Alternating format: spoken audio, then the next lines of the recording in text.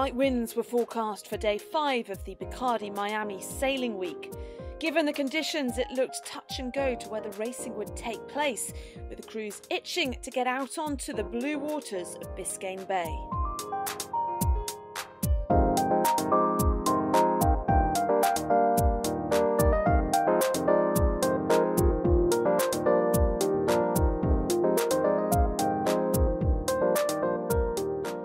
Miami is one of the most vibrant and colourful cities in the US, where life revolves around the water.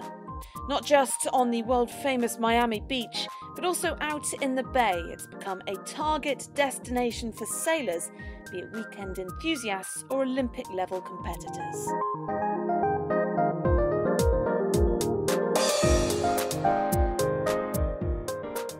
Bacardi Sailing Week has been known for high quality sailing for many years.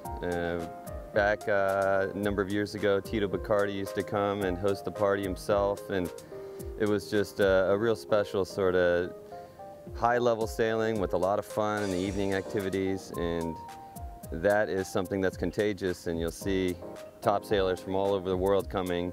When you come to Miami for the Bacardi Regatta, you know it's going to be a good regatta and it's going to be a good week of sailing.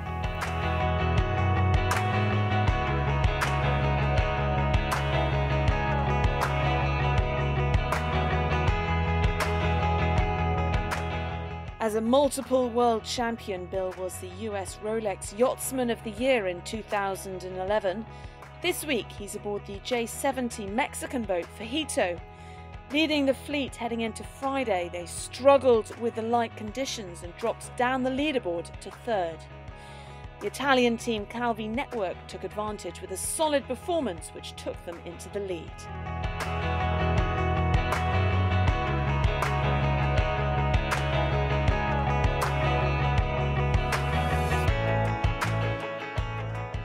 The big show, though, was in the western course, where the M32s were racing. The Danish boat Trifork and American team US1 looked to be having an intense battle at the front of the fleet. Former world match racing champion Taylor Canfield was looking to get one over the experienced Extreme Sailing Series skipper Rasmus Kostner, with the two boats providing plenty of entertainment out in the bay.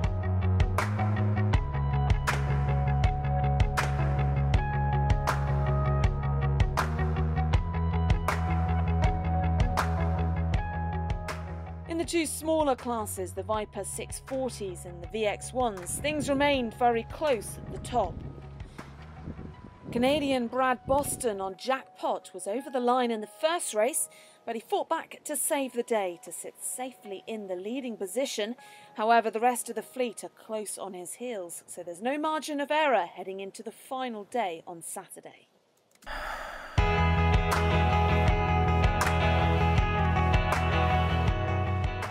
Yeah, tomorrow's going to be really hard, but I mean, our feeling always, we've had some good success in the class. Jackpot has been a lot of fun for Lee, Eric, and I, and here we have Nick down with us. But our attitude always is just go out and sail as fast as we can and try and make as few mistakes as possible.